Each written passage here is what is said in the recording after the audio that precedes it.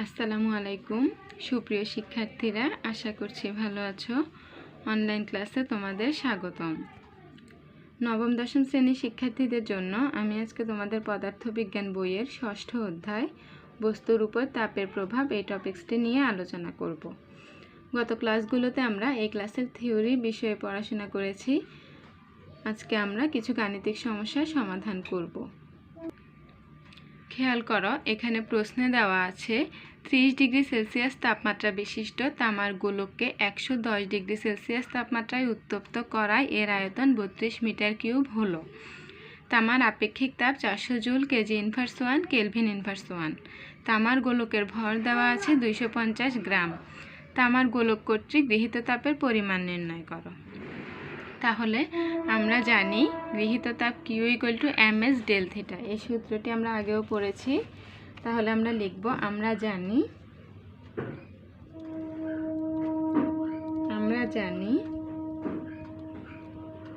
গৃহীত তাপ Q equal two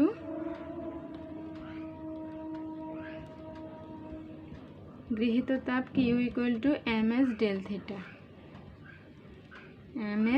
theta. এক্ষেত্রে m হচ্ছে তামার গোলকের ভর, s হচ্ছে আপেক্ষিক তাপ, ডেল থিটা হচ্ছে তাপমাত্রার পার্থক্য। তাহলে আমরা পাশে লিখতে পারি, এখানে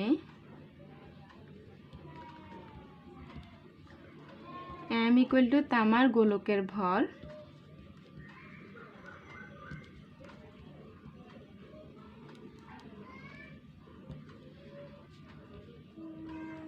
ইকুয়াল টু তামার গোলকের ভর দেওয়া আছে 250 গ্রাম।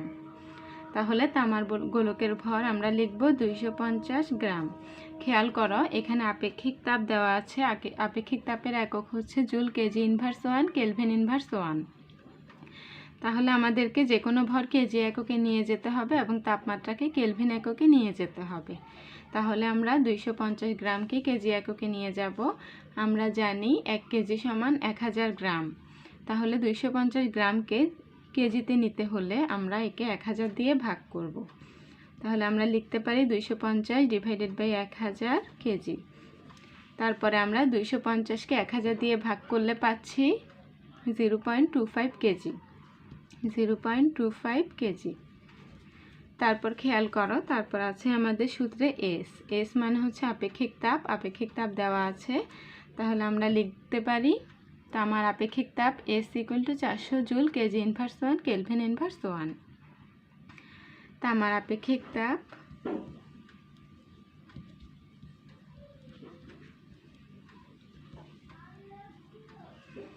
তামার আপেক্ষিক তাপ s ইকুয়াল টু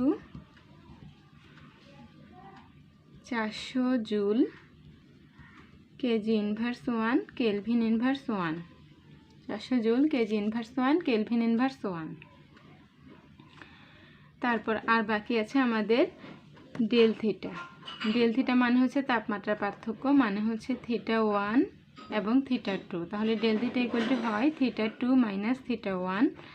তাহলে থিটা 2 ইকুয়াল টু ছিল 110। প্রশ্নে খেয়াল করো, বলা হয়েছে যে 30 ডিগ্রি সেলসিয়াস তাপমাত্রা বিশিষ্ট তামার গোলককে 110 ডিগ্রি সেলসিয়াস তাপমাত্রায় উত্তপ্ত করা হলো। তাহলে দ্বিতীয় তাপমাত্রা, পরিবর্তিত তাপমাত্রা থিটা 2 হচ্ছে 110 মাইনাস প্রথম তাপমাত্রা থিটা 1 ছিল 30। তাহলে 30 ডিগ্রি সেলসিয়াস ইকুয়াল টু, আমরা যদি 110 থেকে 30কে বিয়োগ করি আমরা পাচ্ছি 80 ইকুয়াল টু 80 ডিগ্রি সেলসিয়াস। এই 80 ডিগ্রি সেলসিয়াসকে আমরা 80 কেলভিন লিখতে পারি, যেহেতু তাপমাত্রার পার্থক্য।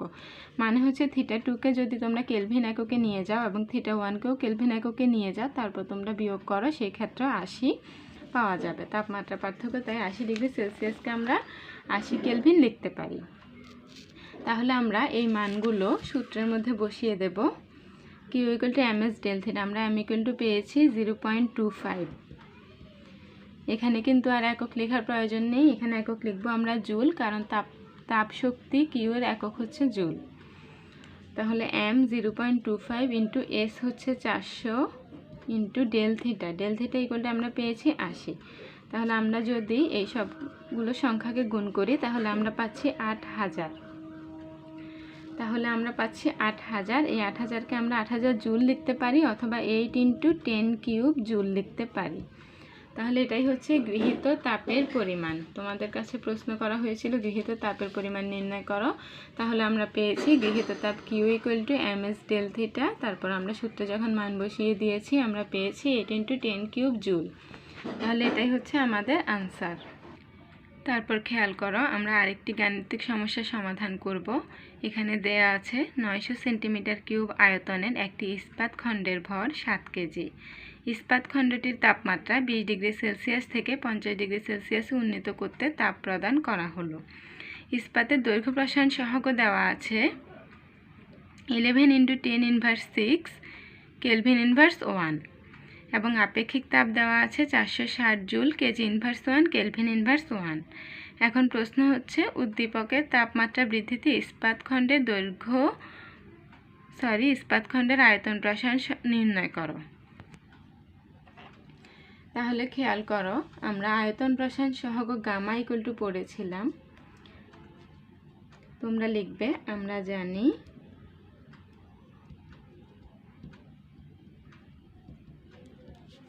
আমরা আয়তন প্রসারণ সহগ গামা = পড়েছিলাম ডেল ভি মানে হচ্ছে আয়তনের পার্থক্য / V1 ডেল থিটা। এখন আমাদের প্রয়োজন আয়তন প্রসারণ। তাহলে আমরা এই জিনিসটাকে এই সূত্রটাকে যদি আমরা আর গুণন করি তাহলে আমরা পাচ্ছি del V = gamma V1 del theta. Gamma V1 del theta. খেয়াল করো, আমাদের মান প্রয়োজন ডেল ভি এর, তাই আমরা এই সূত্রটিতে মানগুলো বসিয়ে দেব। তাহলে প্রথমে গামা হচ্ছে আয়তন প্রসারণ সহগ। তাহলে এখানে কিন্তু আমাদের কাছে দেওয়া আছে ইস্পাতের দৈর্ঘ্য প্রসারণ সহগ 11 × 10⁻⁶ কেলভিন ইনভার্স 1। তাহলে তোমরা আগে শিখেছিলে কিভাবে দৈর্ঘ্য প্রসারণ সহগ থেকে আয়তন প্রসারণ সহগ নির্ণয় করা যায়। তাহলে আমরা জানি আয়তন প্রসারণ সহগ গামা = 3α, অর্থাৎ 3 × দৈর্ঘ্য প্রসারণ সহগ। তাহলে আমরা গামা লিখব 3α = 3 × দৈর্ঘ্য প্রসারণ সহগ এখানে দেওয়া আছে 11 × 10⁻⁶ কেলভিন ইনভার্স 1। তাহলে আমরা 3 আর 11 যদি গুণ করি তাহলে আমরা পাচ্ছি 33 × 10⁻⁶ কেলভিন ইনভার্স 1। তারপরে আমাদের যেটা জানতে হবে সেটা হচ্ছে V1 মানে হচ্ছে আদি আয়তন। প্রাথমিক আয়তন কত ছিল? 900 সেন্টিমিটার কিউব। তাহলে আমরা V1 = লিখব 900 সেন্টিমিটার কিউব। তারপর খেয়াল করো, তারপর আমাদের যেটা জানতে হবে সেটা হচ্ছে ডেল থিটা মানে হচ্ছে তাপমাত্রার পার্থক্য। প্রশ্নে খেয়াল করো, প্রথমে তাপমাত্রা ছিল 20 ডিগ্রি সেলসিয়াস। 20 ডিগ্রি সেলসিয়াস থেকে তাপমাত্রা 50 ডিগ্রি সেলসিয়াসে উন্নীত করা হলো। তাহলে 50 ডিগ্রি সেলসিয়াস হচ্ছে θ2 আর প্রাথমিক তাপমাত্রা 20 ডিগ্রি সেলসিয়াস হচ্ছে θ1। তাহলে আমরা লিখব তাপমাত্রার পার্থক্য ডেল থিটা θ2 -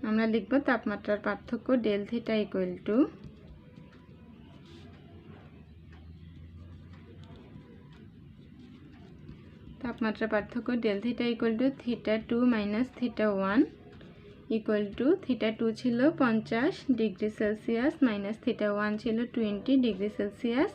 তারপরে আগেও বলেছি, গত অঙ্কটিতে বলেছি যে যখন তাপমাত্রার পার্থক্য হবে তখন আমরা কেলভিন এককে দুটো তাপমাত্রাকে নিয়ে গেলে যে পার্থক্য পাবো ডিগ্রি সেলসিয়াসও সেই একই পার্থক্য পাবো। তাহলে আমরা এখানে পাচ্ছি 30 ডিগ্রি সেলসিয়াস।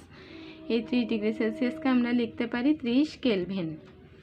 যেহেতু আমাদের আপেক্ষিক তাপ কেলভিন এককে দেওয়া আছে তাই আমাদের কেলভিন এককে নিয়ে যেতে হবে। তারপর আমরা এখানে ডেল ভি এর মান বসিয়ে দিব, বা ডেল ভি আমরা গামা পেয়েছি 33 × 10⁻⁶। V1 পেয়েছি 900 এবং আমরা ডেল থিটা পেয়েছি 30 কেলভিন। এখন আমরা যদি এটাকে ক্যালকুলেশন করি আমরা পাচ্ছি 0.891 সেন্টিমিটার কিউব। যেহেতু আমাদের এখানে আয়তন সেন্টিমিটার এককে দেওয়া ছিল, তাই এখানে আমরা আয়তনের পার্থক্য পাবো সেন্টিমিটার কিউব এককে।